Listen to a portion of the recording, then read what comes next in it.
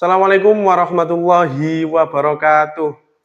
Halo, saya Ahmad Ahsanul Khuluq dengan NIM 152410041. Saya membuat video pembelajaran ini saya persembahkan untuk memenuhi tugas oleh mata kuliah yang diampu oleh Bapak Muhammad Afiqul Adib, Magister Pendidikan. Selamat menyaksikan. Terima kasih. Assalamualaikum warahmatullahi wabarakatuh. Bagaimana kabarnya anak-anak? Baik hari ini? Baik ya, alhamdulillah. Hari ini kita akan belajar tentang mata pelajaran seni budaya, tentang karya seni 2 dimensi dan 3 dimensi. Tetapi sebelum pelajaran kita mulai, alangkah baiknya kita berdoa terlebih dahulu. Di dalam hati saja ya, berdoa dimulai. Berdoa selesai. Baik, sebelum pembelajaran kita mulai, anak-anak perlu diketahui tujuan pembelajaran hari ini adalah yang pertama, peserta didik dapat menciptakan karya 2 dimensi dan 3 dimensi dengan mengeksplorasi elemen titik, elemen garis, elemen bentuk, elemen ruang, elemen warna, dan elemen tekstur dengan tepat. Gitu ya, tapi sebelum pembelajaran dimulai, Bapak ada pertanyaan dulu ini. Lanjut. Oke, setelah mengetahui tujuan pembelajaran kita, Bapak mau bertanya dulu sebelum memulai materinya. Pernahkah kalian menggambar atau membuat prakarya di rumah? Tentu pernah ya kalian menggambar atau membuat prakarya di rumah ketika kalian bosan, sedang memikirkan apa. Biasanya kita mengisinya dengan menggambar. Itu sudah termasuk karya seni 2 dimensi. Nah, membuat prakarya di rumah menggunakan plastisin biasanya itu juga termasuk karya seni. Nah, yang kedua, mengapa kita memberi warna pada gambar? Warna itu penting anak-anak untuk menambah nilai estetika. Seperti itu. Nanti kita akan bahas dan kita akan membuat karya seni 2 dimensi dan 3 dimensi. Tapi sebelum itu kita pahami dulu pengertian unsur dan jenis-jenisnya. Seperti itu.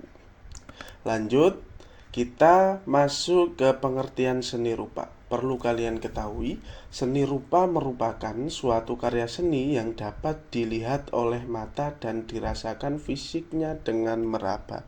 Jadi, karya seni itu bisa dilihat dan bisa dirasakan dengan cara memegangnya atau merabanya. Biasanya karya seni juga memiliki tekstur. Kayak patung biasanya memiliki tekstur yang kasar. Kayak kain memiliki tekstur yang halus. Seperti kain batik itu kan bisa kita lihat keindahannya. Nah, karya seni diciptakan untuk mewujudkan nilai keindahan. Karya seni rupa juga digunakan sebagai bentuk ekspresi mengungkapkan isi jiwa dalam bentuk karya seni. Seperti seniman-seniman di Indonesia yang bagus-bagus, Kinyoman Nuarta itu membuat patung Garuda IKN itu mengungkapkan isi jiwanya dan berekspresi dengan membuat patung itu, membuat bangunan itu. Lanjut, kita masuk ke dalam jenis-jenis seni rupa. Kalian harus tahu bahwa seni rupa itu dibagi menjadi dua. Yang pertama ada 2 dimensi dan yang kedua ada 3 dimensi. Yang perbedaannya apa? 2 dimensi adalah karya seni yang hanya memiliki 2 sisi, yaitu panjang dan lebar, tidak memiliki ruang. Jadi karya seni 2 dimensi itu hanya memiliki ukuran panjang dan lebar saja. Biasanya hanya bisa dilihat dari depan saja. Contohnya seperti lukisan, sketsa, peta, kain batik, dan kolase. Itu adalah contoh dari karya 2 dimensi. Kalau di rumah itu biasanya figura itu juga termasuk 2 dimensi karena hanya bisa dilihat dari depan saja. Terus masuk yang ke 3 dimensi. 3 dimensi ini adalah karya seni yang memiliki 3 sisi, yaitu panjang, lebar, dan tinggi. Biasanya 3 dimensi ini juga memiliki ruang gitu. Jadi berbeda ya 3 dimensi dan 2 dimensi. Nah, contohnya 3 dimensi ini seperti patung, guci, vas bunga, boneka, dan gedung. Itu adalah contoh daripada karya 3 dimensi. Seperti mobil itu juga 3 dimensi, rumah itu juga 3 dimensi. Nah, bisa dilihat ini ada contoh karya 2 dimensi dan 3 dimensi. Ini Bapak beri biar kalian, pemahaman kalian itu bisa lebih jelas gambarannya gitu ya. Ini untuk karya yang 2 dimensi bisa dilihat ada lukisan, ada peta, ada sketsa, ada kain batik, ada kolase. Nah, kolase ini adalah biasanya berasal dari tumbuh-tumbuhan atau biji-bijian yang ditempel sehingga membentuk sebuah gambar, itu kolase. Terus ada poster. Nah, poster ini pasti sering kalian lihat ketika ke toilet, ketika kalian membuang sampah di tempat umum, biasanya ada poster, jagalah kebersihan.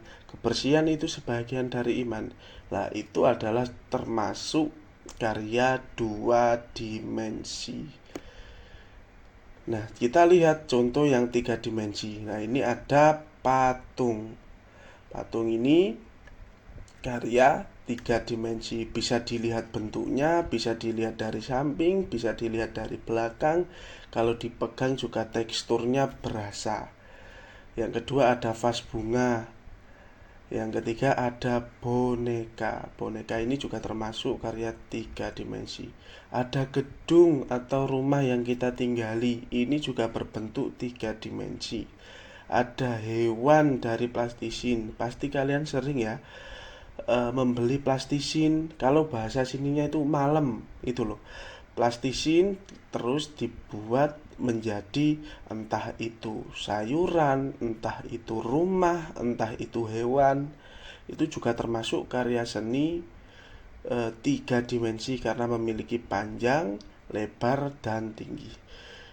Nah, selanjutnya yang terakhir ini ada jembatan stik. Pasti kalian pernah lihat karya seni dengan menggunakan jembatan stik. Oh, maksudnya menggunakan stik es krim itu bisa digunakan untuk membuat karya seni 3 dimensi. Jadi stik itu banyak sekali kegunaannya. Bisa membuat menara, bisa membuat rumah gitu ya. Lanjut. Nah, kita mengenal unsur-unsur seni rupa. Ini penting kita kenali karena apa? Unsur-unsur seni rupa adalah elemen-elemen dasar yang membentuk suatu karya seni rupa. Unsur ini meliputi titik, garis, warna, ruang, bidang, dan tekstur. Nah, tanpa unsur seni rupa tidak ada bentuk, warna, atau keindahannya. Makanya unsur seni rupa ini sangat penting karena ini adalah yang menjadi dasar kalian membuat karya seni. Maupun lukis, maupun patung, itu pasti ada unsur-unsur ini. Unsur-unsur titik, garis, warna, ruang, bidang, dan tekstur ini yang digunakan gitu. Jadi ini adalah sangat penting unsur-unsurnya ini. Kita lanjut, kita bahas satu persatu ya unsur-unsurnya tadi. Kita masuk ke dalam titik. Nah, titik merupakan unsur paling kecil dan paling dasar dari seni rupa. Goresan sekecil apapun itu selalu diawali atau terdiri dari sebuah titik. Ketika kalian menggoreskan pensil di atas kertas, itu pasti memulainya dari titik. Jadi titik ini sangat penting. Kalian membuat garis juga diawali dengan titik. Ini contoh seperti kalian bermain Minecraft. Yang bermain Minecraft pasti pernah mengalami. Di Minecraft itu kan bloknya kan kotak-kotak ya. Kalau kita membuat suatu karya di Minecraft, kalau kita lihat dari jauh itu pasti terlihat bagus. Tapi kalau kita dekat itu pasti terlihat kotak-kotaknya itu semakin kasar gitu terlihat. Contoh lagi, kalau di kehidupan nyata itu seperti HP. Di HP itu di layar LCD-nya itu eh, kumpulan dari titik-titik atau yang disebut pixel, sehingga membuat gambar yang kita tampilkan seperti ini itu berasal dari titik-titik. Coba kalian zoom, kalian dekatkan mata kalian ke, atau kita lihat dari mikroskop, itu bisa kita lihat kalau layar itu kumpulan titik-titik atau pixel. Itu. Sudah paham ya pentingnya titik? Selanjutnya, nah kita masuk ke dalam garis. Garis adalah unsur yang terbentuk dari hubungan dua titik atau lebih. Jadi garis itu gabungan dari titik-titik. Nah, garis terdiri dari garis lurus, lengkung, zigzag, dan sebagainya. Bisa kita lihat di bawah ini ada contoh, ada garis mendatar, garis tegak, garis miring, garis lengkung, garis bersilangan, garis sejajar, garis zigzag, garis spiral, ada juga garis gelombang. Ini adalah bentuk-bentuk daripada garis. Selanjutnya, ruang. Ruang adalah unsur seni rupa yang menunjukkan adanya jarak dan kedalaman dalam sebuah karya. Biasanya unsur ruang ini digunakan di dalam karya seni 3 dimensi. Seperti kita kita tempati ini termasuk ruang gitu. Lanjut, warna. Nah, warna ini adalah unsur seni rupa yang dihasilkan dari pantulan cahaya suatu benda. Warna itu memberikan kesan emosional dan estetika pada karya seni. Jadi kalian menggambar apapun kalau tidak ada warnanya itu akan terasa hampa, terasa biasa saja. Seperti contoh di bawah ini. Ini ada contoh dua lukisan pemandangan. Yang satu tidak menggunakan warna, yang satu menggunakan warna. Nah, menurut kalian lebih indah yang mana atau lebih bagus yang mana lukisannya? Menggunakan warna apa tidak? Tentu akan lebih bagus yang menggunakan warna. Ini akan memberikan gambaran seperti mata kita melihat pemandangan langsung. Karena sejatinya mata kita itu melihat objek di sekitar juga menggunakan warna, gitu ya. Jadi warna itu sangat penting untuk memperindah karya. Lanjut, kita masuk ke dalam bidang. Nah, bidang ini adalah unsur seni rupa yang terbentuk dari gabungan beberapa garis sehingga bisa membentuk bentuk-bentuk seperti bintang, segitiga, kotak. Nah, bidang memiliki dimensi panjang dan lebar. Biasanya bidang ini digunakan dalam karya seni 2 dimensi. Kita lanjut, kita masuk ke dalam tekstur. Nah, tekstur adalah unsur seni rupa yang memberikan kesan kasar atau halus pada permukaan suatu benda. Tekstur ini dapat dirasakan melalui indera peraba. Kita bisa lihat di layar ini ada 3 perbedaan. Ini tekstur kasar semua. Kalian kalau memegang patung itu pasti merasakan, oh patung ini kasar, patung ini halus. atau enggak memegang kain karya seni batik, itu bisa dirasakan, oh ini berarti halus gitu. Pokoknya tekstur ini yang menciptakan halus dan kasarnya. Kita lanjut. Nah, saatnya berkarya. Sudah siap semua? Kita sudah memahami pengertian seni rupa, jenis-jenis seni rupa, unsur-unsurnya apa saja. Kita sudah memiliki dasar itu. Saatnya sesuai dengan tujuan pembelajaran kita berkarya. Kita membuat karya seni 2 dimensi dan 3 dimensi. Ketentuannya bagaimana? Lanjut. Nah, ini ada penugasan karya 2 dimensi. Rules yang pertama atau aturan yang pertama, buatlah lukisan dengan tema lingkungan sekitarku. Jadi kalian nanti akan membuat 2 tugas, 2 dimensi dan 3 dimensi. Terus yang kedua, buat sketsa sederhana menggunakan garis bidang. Yang ketiga, tambahkan warna dengan memperhatikan keserasian. Yang keempat, tambahkan tekstur, misalnya dengan arsiran atau pola. Itu juga bisa membuat tekstur. Yang kelima, rapikan dan selesaikan karya. Yang keenam, kerjakan tugas ini secara individu di rumah dan disetorkan di pertemuan selanjutnya. Jadi 2 karya yang kalian buat, yang 2 dimensi ini, kita buat pekerjaan rumah. Nanti kalian silahkan kemana, di lingkungan kalian ada sawah ya silahkan gambar sawah.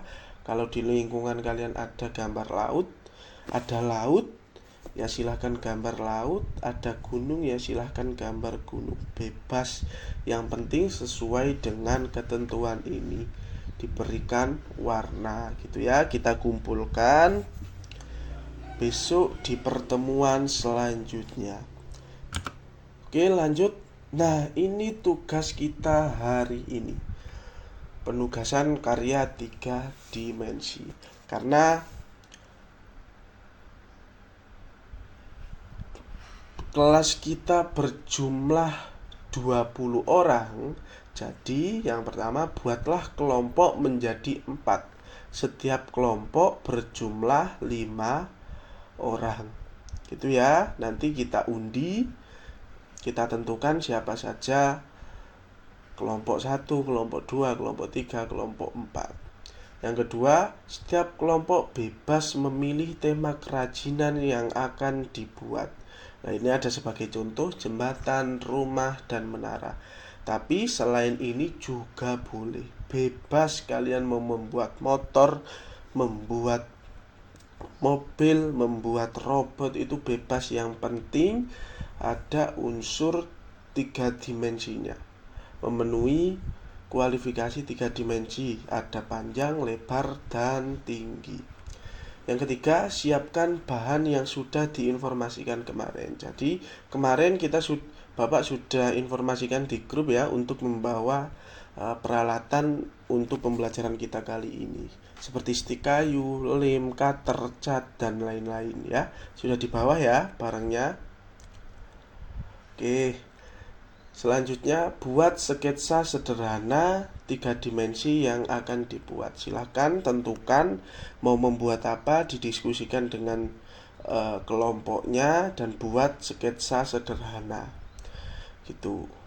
Buat laporan perencanaan nanti.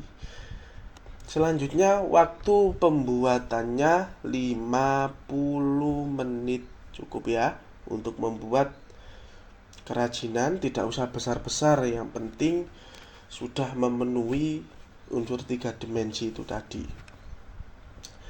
Nah, penilaiannya akan diambil dari keindahan karya, ide, dan kerjasama kelompok.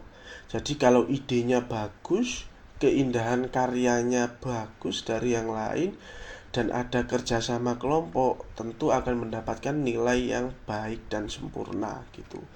Nah, setelah membuat, presentasikan ke depan dengan cara depan cara pembuatan dan lain-lain. Jadi di depan silakan presentasikan idenya itu apa, membuat apa, kenapa kok membuat ini, dan cara pembuatannya juga.